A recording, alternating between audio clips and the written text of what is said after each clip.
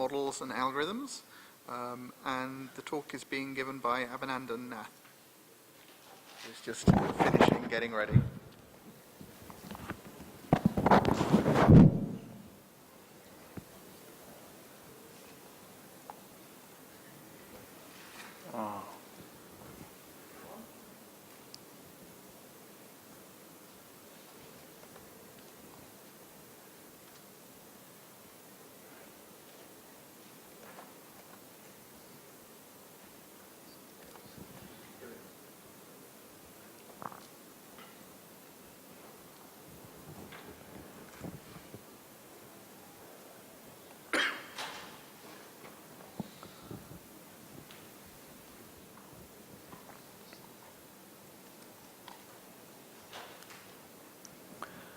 So, good morning everyone. I'm going to talk about models and algorithms for subtrajectory clustering.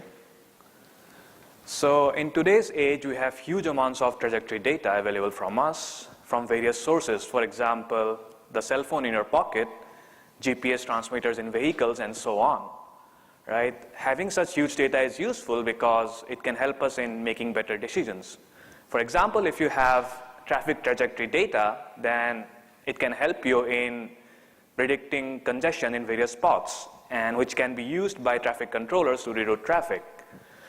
The problem is that lots of these data sets, they are noisy and incomplete, and these give rise to a lot of computational challenges. So to motivate the problem, let me give you a small example. Suppose you are given these 5 trajectories, and someone tells you to detect the most common patterns in these trajectories, right? A reasonable solution would be to say that, look, the portions inside these rectangles, they are common movement patterns that are shared by lots of trajectories, right? If you look closely, then these actually correspond to subtrajectory clusters.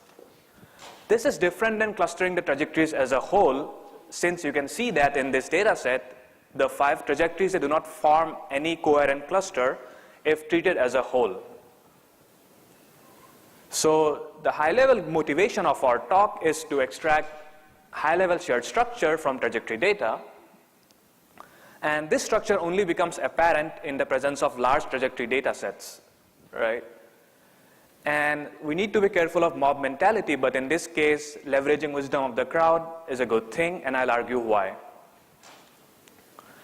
For each such subtrajectory cluster, we also want to compute a cluster center, which we call a pathlet, which is an aggregate of all the subtrajectories in that cluster. And the pathlet will be a curve, which is not necessarily part of the input. So in this case, the dark curve in the middle is the pathlet for this entire cluster.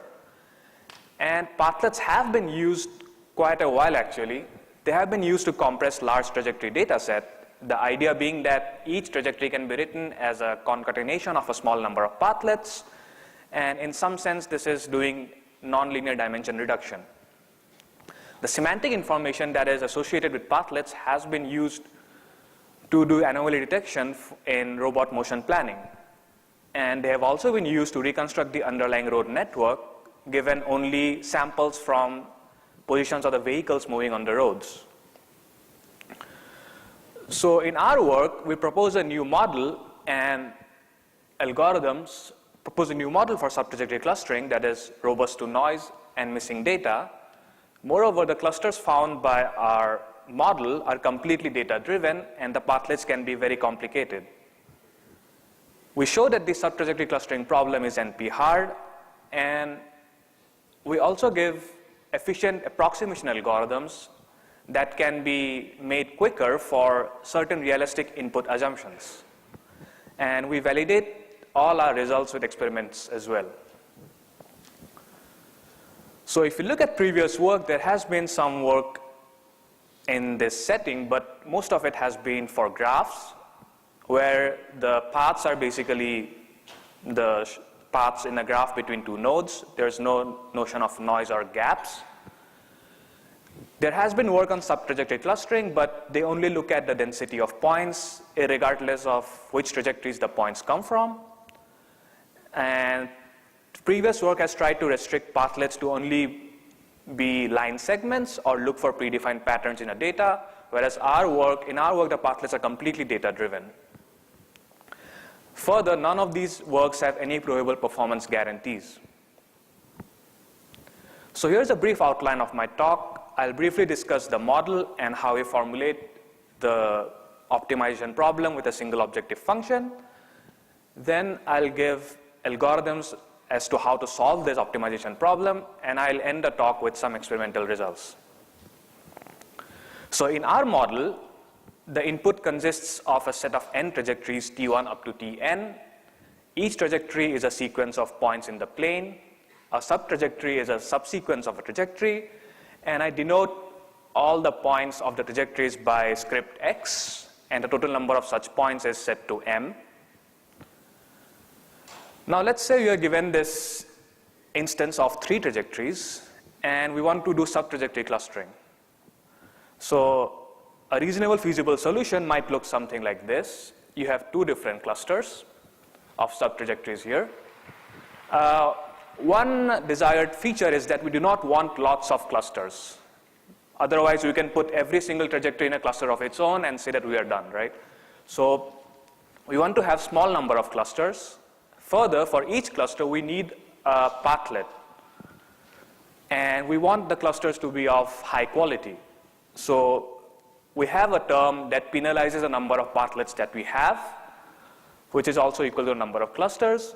And the second term is basically a measure of the cluster quality, which is basically sum of the distances of the subtrajectories in each cluster to the pathlet. Here we use a distance function d between trajectories. And all the points that have not been assigned to any cluster, they are called gaps. These can model, for example, outliers in a trajectories or unique portions within a trajectory that it does not share with any other trajectories. And we want to penalize gaps as well. So the way we do that is for each trajectory, we look at the fraction of points that are considered gaps. And we want a balance between the first 2 terms and a third term. And we can weight all these 3 terms accordingly depending on the user preferences. So a side note on the distance that we use. In our work, we use the discrete fresh air distance, which is a quite popular distance measure for trajectories, which is defined as follows. Suppose you're given 2 trajectories, T1 and T2. You can think of them as sets for now. A correspondence is a subset of the Cartesian product of these 2 sets, such that every point participates in at least one pair. Now, if you are given ordered sets, for example, trajectories, then such a correspondence is said to be monotone if the pairs also respect the relative ordering. That is, if you have pi qi prime and pj qj prime both in the correspondence, then if j is at least I, then j prime is also at least I prime. So for a discrete fresh air distance, we define it as follows. Look at any monotone correspondence between the 2 trajectories. And for that particular monotone correspondence, look at the separation of the most separated pair. That is the cost of the correspondence. And now you choose that correspondence which gives the least cost. And that gives you a discrete fresh air distance. So in this case, for example, the optimal correspondence is given by these sets of dotted line segments. And the length of the largest dotted line segment gives you the discrete fresh air distance. All right, so coming back to our problem, the goal is to choose a set of pathlets, which we call P star, from a set of candidate pathlets, which we denote by script of P, to minimize the objective function. Now, if the set of candidate pathlets is given to us as part of the input, then we call it the pathlet cover problem. But if the candidate pathlets are not given to us, but we assume that it can be any curve in the plane, then we call it the subtrajectory clustering problem. The reason and this problem is more in line with the spirit of discovering hidden structure from trajectory data. And the reason we do this dichotomy into two different problems is we use the first problem as a subroutine while solving the second problem. So let's see how we actually go about solving this problem, right? So the basic idea is we reduce it to set cover, and we solve the set cover problem using a greedy algorithm. This gives a logarithmic approximation. But the tricky part is how do we implement the greedy step efficiently? So just to recap the set cover problem, you're given a set system consisting of a ground set X and a collection of subsets denoted here by S, and each such subset has a positive weight associated with it, W. And the goal is to find a subset C of S of minimum total weight that covers the set X. So here's how the reduction works. So you are given an instance of the pathlet cover problem. You are given the input trajectories, the candidate pathlets, and the distance function. We will construct an instance of a set cover problem as follows. The ground set is set to be the set of all points in the trajectories, and the collection has two different kinds of sets. For each point, trajectory point P, we have a singleton set P, whose weight is given by C3 over the number of points in the trajectory containing that particular point P. And the second kind of set that we have is for a pathlet, candidate pathlet P, and any set of subtrajectories R. The set consists of all points in the subtrajectories in R. And the weight of this set is set to C1 plus C2 times the sum of the distances of the subtrajectories in R to the pathlet P. The bad part is the number of such sets that you can have is exponential, so we cannot do this reduction explicitly. I'll come back later in the talk to how do we actually go about solving this problem. So why is this reduction useful, right? So we prove the theorem that says that there exists a bijection between feasible solutions of the set cover problem instance that we just constructed and the pathlet cover problem instance with the same weight and cost across the bijection. So the proof goes something like this. If you have sets of the singleton sets in a solution to the set cover problem, then you leave that particular set P unassigned in a pathlet cover problem and vice versa. If you have sets of the form SPR in a solution to the set cover problem, you assign subtrajectories in R to the pathlet P, and you do the reverse in the other direction. So let's take a look at how the greedy algorithm works for the set cover problem. So you initialize an empty set to be our solution C, which we will return at the end. At each step of the greedy algorithm, you choose the set from the given set of collection of sets that maximizes the coverage to weight ratio, where your coverage is defined as the number of newly covered points if you choose that particular set, and you stop when all points have been covered. So how do you implement this greedy step for this particular instance of the set cover problem? Well, let us denote by rho PR the coverage weight ratio of the set SPR. It looks something like this. The numerator will contain all the uncovered points in the subtrajectories in R, and the denominator is the weight of the set SPR.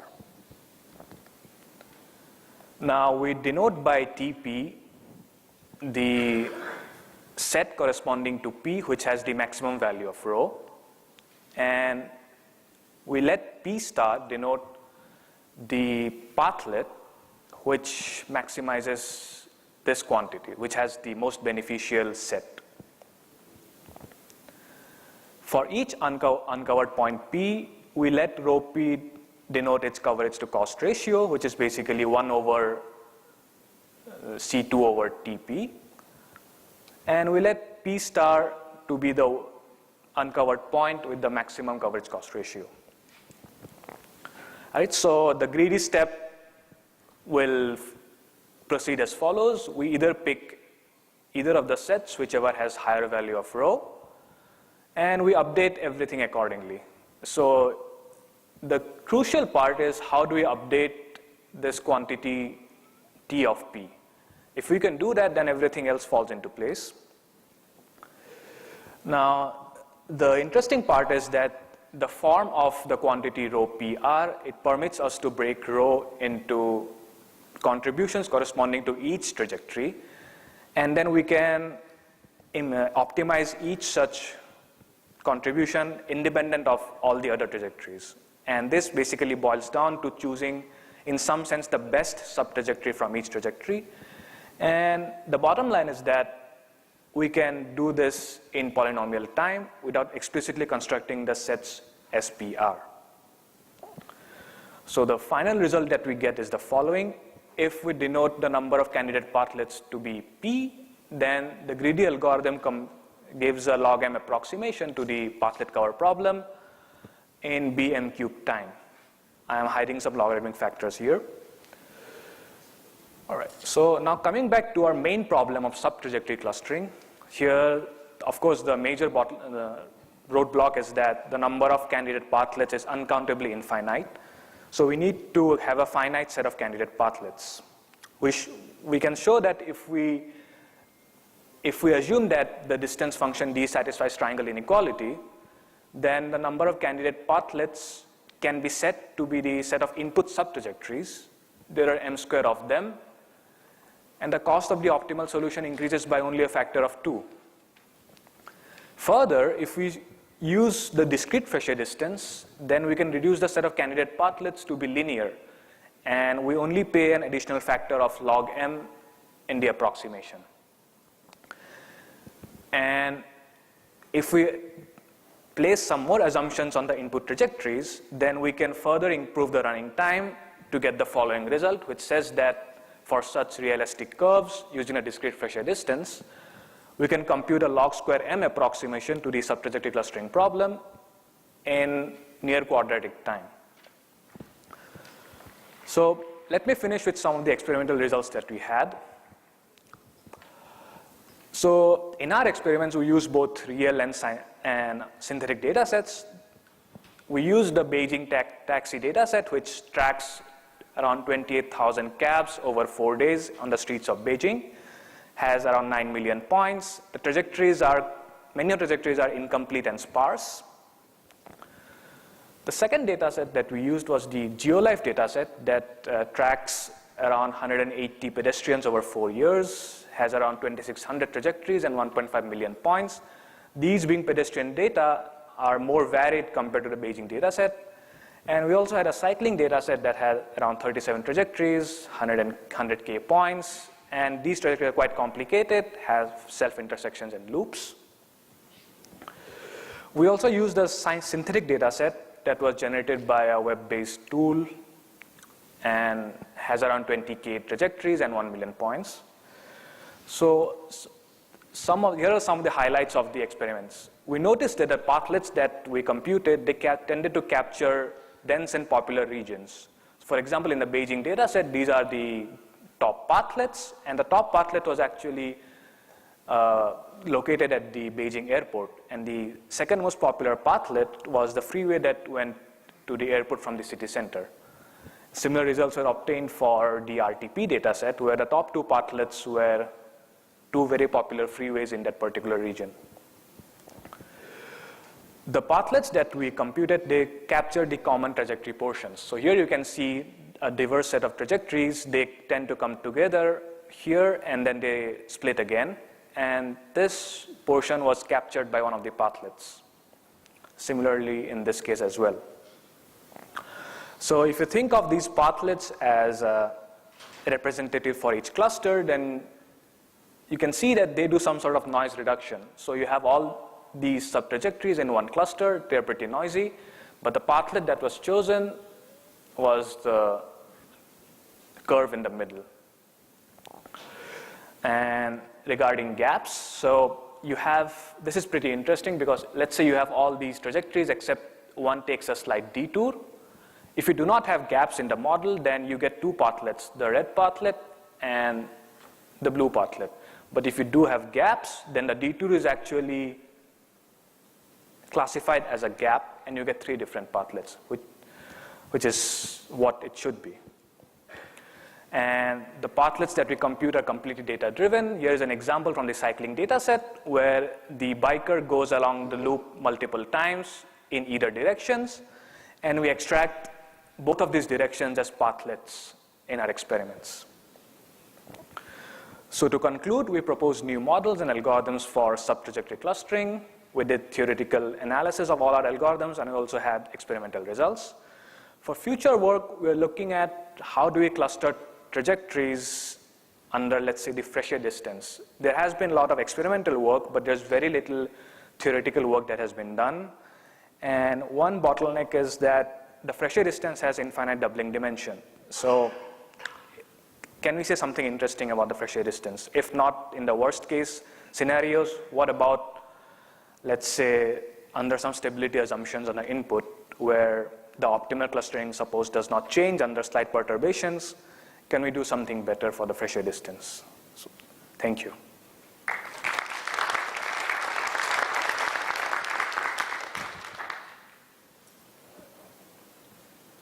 Questions? So let me ask one quick question. So, clustering is very much sort of an offline problem. Do you think there might be some way to take this idea of pathlets as you study them here and pre-compute them to help you answer sort of a query approach, some kind of nearest path or? So one thing so once we have these pathlets, let's say we want to do a shortest path query, then instead of storing the entire graph or the entire trajectory data, we can just store these pathlets, and then our path will consist of sequence of pathlets. And then we can, if there are gaps, then we can just do a nearest neighbor interpolation of some sort. If there are no further questions, I will thank the speaker again. Thank you.